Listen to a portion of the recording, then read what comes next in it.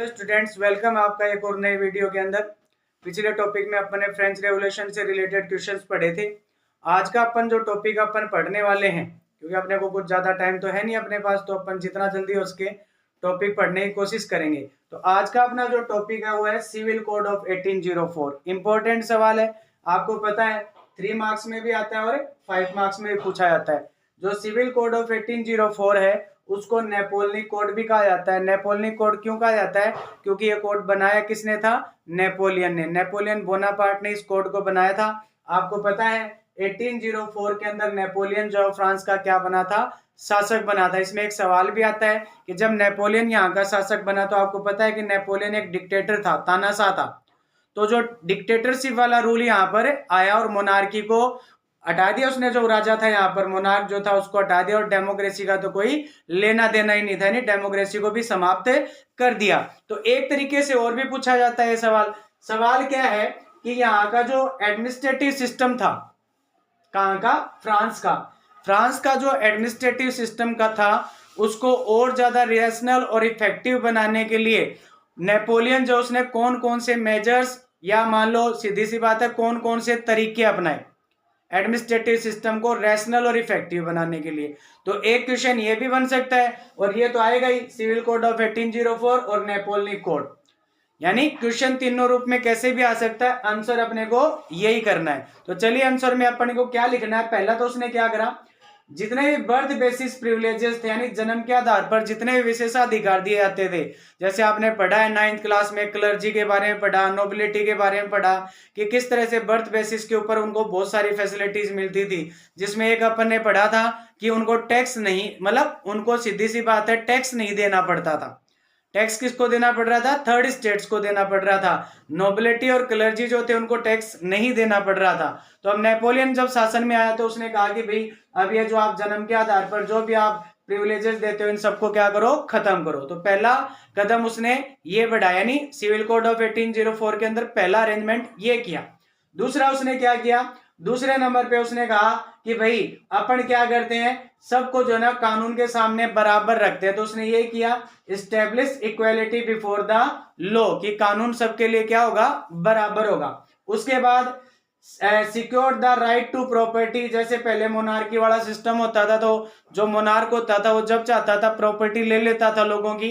तो उसने ये कहा कि भाई अब जिसकी जो प्रॉपर्टी है उसके ऊपर उसी का क्या रहेगा? अधिकार रहेगा। तो ऐसे शुरुआत करी उसने। फिर धीरे धीरे उसने जो भी है मान लो नियम बनाए या कानून बनाए, धीरे धीरे इसने जो भी फ्रांस के अंतर्गत जो टेरिटरीज आती थी, धीरे धीरे उसने इनको वहां पर भी लागू करना शुरू कर दिया, जिसमें ये प्रिविलेजेस खत्म करना है, इक्वालिटी बिफोर लॉ और राइट टू प्रॉपर्टी। उसके अलावा जैसे मैंने लिखा हुआ भी है, जैसे देखिए जैसे डच रिपब्लिक है, ये पहले फ्रांस के एम्पायर के अंतर्गत ही आते थे। स्विट्जरलैंड है, इटली है, जर्मनी है। यहाँ पर उसने एडमिनिस्ट्रेटिव सिस्टम को जो है ना, एडमिनिस्ट्रेटिव सिस्टम के अंतर्गत जो डिवीजन था उसको एकदम सिंप्लीफाइड किया, यानी सामान्य रूप से करने का कोशिश किया कि भैया जो एडमिनिस्ट्रेटिव डिवीजन है ये सही तरीके से होना चाहिए। उसके अलावा उसने फेडरल सिस्टम को खत्म करवाया।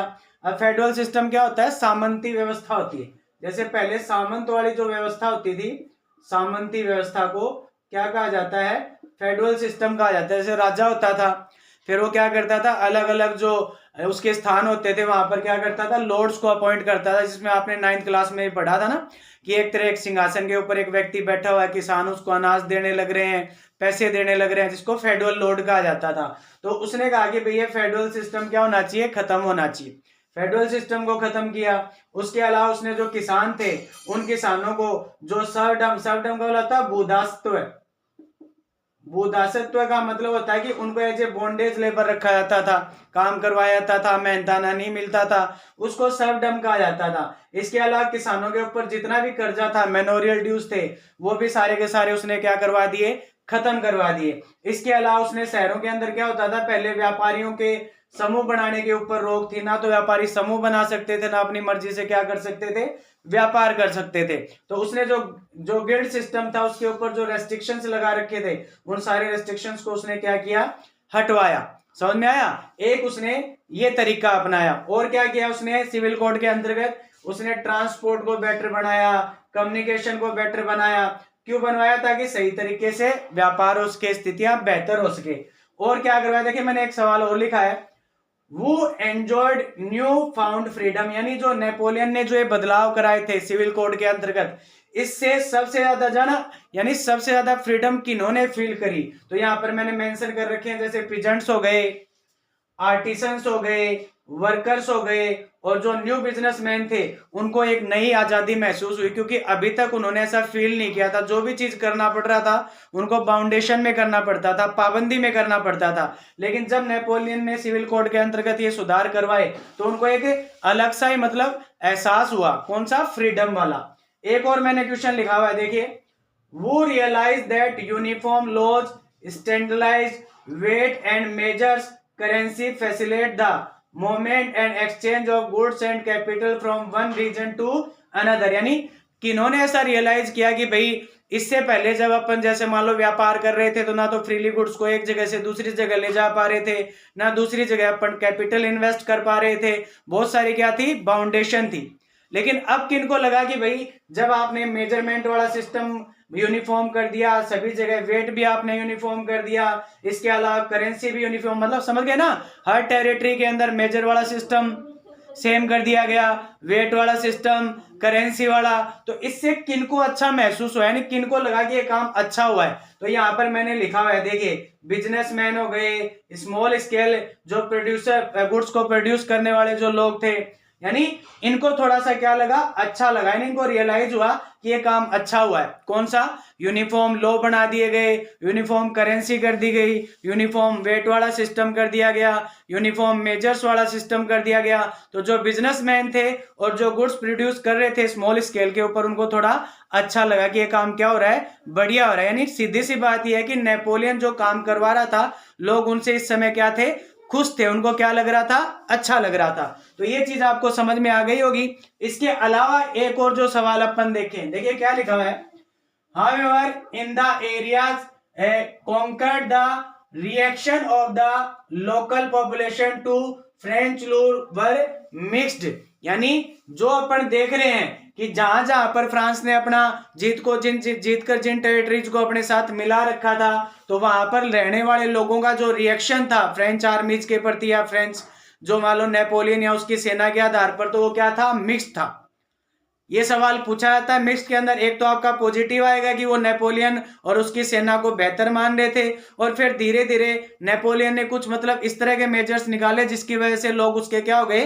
खिलाफ हो गए। तो वो अपन इस वाले में पढ़ने वाले हैं। जैसे देखिए लिखा हुआ है, शुरू में क्या हुआ जब नेपोलियन ये सारे सुधार कर रहा था, इन मैनी प्लेसेज, जैसे कि हॉलैंड हो गया, स्विट्जरलैंड हो गया, इसके अलावा कुछ जो शहर थे जैसे ब्रुसेल्स, आपको पता है ये ब्रुसेल्स कहाँ है? बेल्जियम की राजधानी है, तो बेल्जियम हो गया, मेंज हो गया, मिलान हो गया, वर्सा हो गया, इटली वाला जो पार्ट है। समझ में आ गया? द फ्रेंच आर्मीज वर, ठीक है, वेलकम एज हार्बिंगर्स ऑफ लिबर्टी। जो अपन ने पढ़ा भी था ना, फ्रेंच आर्मीज ने क्या डिक्लेयर किया था कि उनका मिशन क्या है? अपने को अलग अलग जगह जाना है और लोगों को जो यूरोपियन कंट्रीज है उनसे क्या कराना है? मुक्त कराना है, यानी मोनार्की वाला सिस्टम खत्म करके, और वहां पर नेशन स्टेट वाला सिस्टम अपने को क्या करना है? इम्प्लीफाई करना है, यानी लोगों को नेशन बनाने में हमें उनकी क्या करनी है? मदद करनी है। तो जब इस तरह की चीजें जब यहाँ पर पहुंची तो लोगों ने इनका बड़ा गर्मजोशी से स्वागत किया कि ये वो लोग हैं जो हमारे देश को यानी आजाद कराने में, यानी हमारा नेशन स्टेट बनाने में हमारी क्या करेंगे? मदद करेंगे। यानी इनको क्या हुआ? लिबर्टी का हार्बिंगर माना गया, यानी इनको ये माना गया कि ये आकर हमारे को क्या करेंगे? आजादी दिलाएंगे, स्वतंत्रता दिलाएंगे, लिबर्टी। तो इस लिबर्टी, हार्बिंगर्स ऑफ लिबर्टी का मतलब समझ गए कि हमें क्या कराएंगे? स्वतंत्र करवा के और हमारा नेशन स्टेट बनाने में हमारी क्या करेंगे? हेल्प करेंगे। कौन करेंगे? फ्रेंच आर्मी, जैसे अपन ने पिछले वाले टॉपिक में भी किया था। तो जब ये सवाल आपसे पूछा था मिक्स वाले में, तो पॉजिटिव वाला तो आपको ये लिखना है कि इनको लिबर्टी का हार्बिंगर माना गया। फिर धीरे धीरे क्या हुआ? दूसरा, but the initial enthusiasm soon turn to hostility. लेकिन शुरू में जो ये सुधार हो रहे थे, उनको जो इतना मतलब कि इतना वेलकम किया जा रहा था, उनको अच्छा माना जा रहा था, धीरे धीरे कुछ ऐसी स्थितियां हुई जिसकी वजह से फिर वो किस में कन्वर्ट हो गया? हॉस्टिलिटी में कन्वर्ट हो गया। यानी अब लोग नेपोलियन को अपना दुश्मन समझने लग गए, यानी नेपोलियन के खिलाफ हो गए। तो इसमें आपको क्या लिखना है? इसका आंसर पहला, it become clear that new administrative arrangements did not go hand to hand with political freedom. यानी मैं शॉर्ट में बताऊं तो लोगों को ऐसा लगने लग गया जैसे उनका इंडिविजुअल फ्रीडम है ना, व्यक्तिगत स्वतंत्रता जो धीरे धीरे क्या होती जा रही है, खत्म होती जा रही है। यानी ठीक है, सुधार हो रहे हैं, इनको इम्प्लीमेंट किया जा रहा है, लेकिन धीरे धीरे उनको लगने लग गया कि जैसे वो धीरे धीरे जो है ना अब फ्रांस के क्या बनते जा रहे हैं, कॉलोनी बनते जा रहे हैं, उपनिवेश बनते जा रहे हैं, और धीरे धीरे उनकी फ्रीडम क्या होती जा रही है, खत्म होती जा रही है। तो एक कारण तो ये था। दूसरा क्या करा फिर उसने, इंक्रीज टैक्सेशन, उसने टैक्स बढ़ाने शुरू कर दिए, टैक्स यानी कर बढ़ाना शुरू कर दिया। उसके अलावा उन्होंने मतलब कोई भी ऐसे न्यूज़पेपर है या मैगजीन है जो क्या करता था, उसका विरोध करता था, तो उसके ऊपर उसने क्या करनी शुरू कर दी, पाबंदी लगानी शुरू कर दी, सेंसरशिप लगानी शुरू कर दी। और क्या किया उसने, forced conscription into the French armies required to conquer the rest of the Europe. क्या किया जाने लग गया, लोगों को जबरदस्ती, युवा जो थे उनको जबरदस्ती क्या किया जाने लग गया, फ्रेंच आर्मीज में क्या किया जाने लग गया, भर्ती किया जाने लग गया।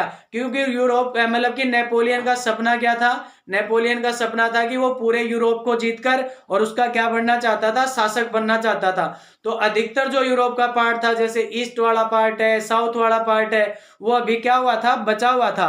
तो नेपोलियन जो है वो पूरे यूरोप के ऊपर शासन करना चाहता था, इसीलिए वो ज्यादा से ज्यादा लोगों को अपनी सेना में क्या कर रहा था, भर्ती कर रहा था, ताकि लोग उसकी सेना में भर्ती हो और उसकी इस चीज में क्या करें, मदद करें। तो ये उसका सवाल का आंसर हुआ कौन सा, कि वो लोगों की जो उसके प्रति जो पहले सपोर्ट था वो धीरे हॉस्टिलिटी में कैसे कन्वर्ट हो गया।